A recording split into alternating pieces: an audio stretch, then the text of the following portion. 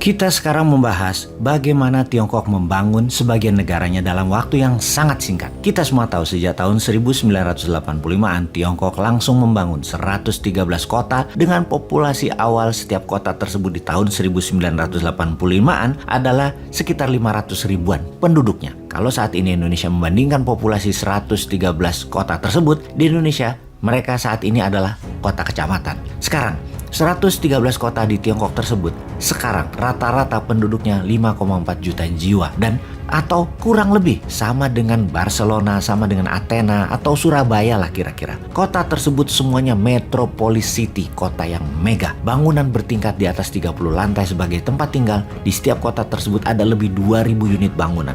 Ditambah perkantoran dan perniagaan, ada 3.000 bangunan besar di kota-kota tersebut per kotanya. Kecepatan membangunnya sungguh di luar perkiraan banyak kaum akademisi barat. Yang kalau di pikiran cara barat, pertanyaannya, kok bisa sih Tiongkok membangun segitu cepatnya? Uangnya dari mana? Itu pertanyaan pemikiran barat yang juga banyak menjadi pola pikir pejabat 6 presiden Indonesia hingga saat ini. Sama mikirnya dengan pola pikir barat tersebut. Kalau Tiongkok membangun dalam 40 tahun, mereka membangun 25 miliar meter persegi bangunan tempat tinggal. Membangun 150.000 kilometer rel kereta api, lalu membangun dan memperbaiki 400.000 kilometer jalanan. Kalau duitnya dari hutangan, siapa yang minjemin?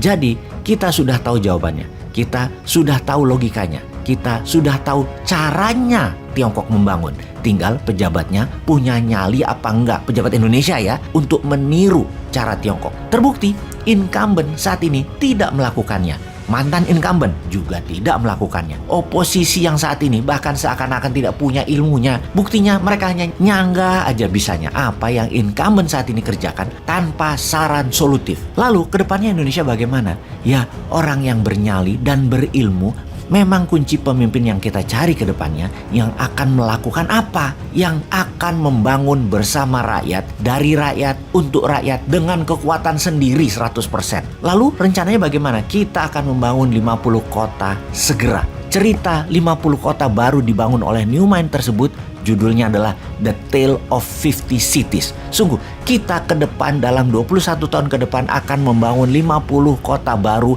yang terdiri dari beberapa kota yang ada diperbesar dan beberapa kota dibangun dari nol. Kita satu ibu kota IKN di Penajam seperti maunya pemerintah sekarang. Yang pasti kita akan lanjutkan membangunnya, namun belum tentu buat ibu kota negara, tetapi membangun sebanyak 50 kota berbarengan dengan Penajam. Penajam pasti kita bangun. Kota-kota itu masuk economic zone atau kota kawasan zona ekonomi khusus. Dalam 21 tahun ke depan, 50 kota ini berdiri dengan memiliki kekhususan. Misalnya di Merauke akan menjadi food estate, food city basisnya. Ada Silicon Valley-nya Nusantara di wilayah yang bersuhu stabil di sekitar 22 derajat Celcius. Ada heavy industry yang dibangun dekat dengan pelabuhan. Ada kota kesehatan yang berhawa segar, dekat air, dekat semua akses. Kota berbasis perikanan di lokasi di setiap waktu Indonesia bagian barat, timur, dan tengah. Ada kota berbasis dunia nelayan, maritim, dan teknologi kelautan, serta masih banyak lagi. 10 kota baru dibangun di Jawa, yang 40 kota di luar Jawa yang target dalam 20 tahun ke depan 150 juta populasi manusia Jawa akan pindah 50 juta penduduk menyebar ke seluruh Indonesia. Sehingga ketika populasi di tahun 2045 yang diperkirakan adalah 340 juta manusia Indonesia terbagi rata di semua wilayah dan semuanya makmur. Di setiap kota zona ekonomi akan menggunakan e-rupiah berbasis printing money yang beredar hanya di zona ekonomi khusus yang nilainya 1:1 dengan rupiah.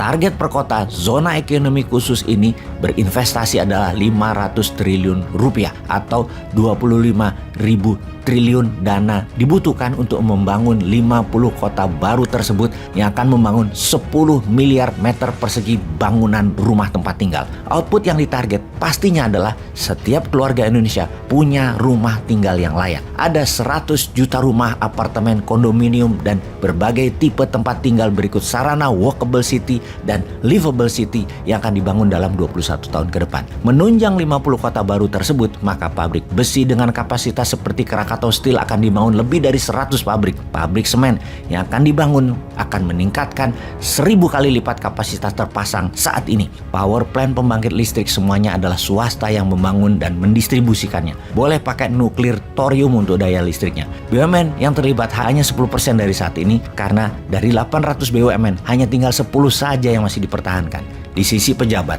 dan pemerintah, tidak ada proyek lagi di pemerintah yang bisa dibagi-bagi model sekarang. Pemerintah hanya meregulasi. Kawasan zona ekonomi di bawah otorita masing-masing berlaku hanya 20 tahun yang ditunjuk presiden langsung dan bertanggung jawab ke presiden. Jabatan ketua otorita ini masing-masing lapor langsung ke presiden. Setelah itu akan dibubarkan dan ditarik ke pusat di bawah kementerian terkait. Jah, ngelamun aja nih New Mind. Gak mungkin lah semua itu terjadi.